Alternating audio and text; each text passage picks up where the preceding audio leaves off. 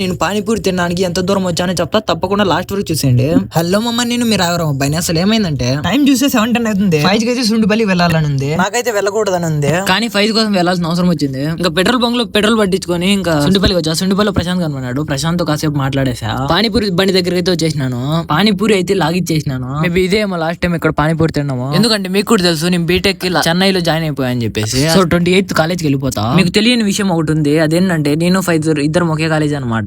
మీరు కూడా బాగా చదువుకోండి, లేదంటే ఇంట్లో వాళ్ళు చెక్కేది ఎంతో అంత కాదు. అసలు పానీపూరి తినేసి బైక్ దగ్గరకు వస్తే బైక్ కీస్ లేవు. వైపు నేను బైక్ కీస్ పోయినా టెన్షన్ పడుతూ ఉంటే వీడు గేమ్ ఆడుకుంటా ఉన్నాడు, ఏం టెన్షన్ లేకుండా. ఇంకా ప్రశాంత్ కాల్ చేసింటే ప్రశాంత్ దగ్గర ఉన్నాయని చెప్పినాడు. ఇంకా వెయిట్ చేస్తూ ఉన్నాను. ఇంతలో ప్రశాంత్ అయితే వచ్చేసినాడు. ఇంకా మేము కూడా రిటర్న్ స్టార్ట్ అయిపోయాం రావరంకి. అంతలో ఫైజ్ గాడికి జ్యూస్ కావాలని చెప్పినాడు. ఇంకా షాప్ దగ్గర ఆపి ఇంకా జ్యూస్ తెచ్చుకోవాలని చెప్పినాను. అంతలో ఫైజ్ గాడి క్యాంపా జ్యూస్ తెచ్చినాడు, 1/2 లీటర్ది. మళ్ళీ స్టార్ట్ అయిపోయాం రావరంకి. మొత్తానికి ఇంటికి వచ్చేసాను. అలాగే ఈ హెయిర్ స్టైల్ నేను ఇలానే ఉంచుకోవాలి లేదో, ఈ హెయిర్ స్టైల్ ని మార్చాలో కామెంట్ బాక్స్ లో కామెంట్ చేయండి. ఓకే, థ్యాంక్ యూ మామ, బాయ్. నెక్స్ట్ వీడియోలో కలుద్దాం.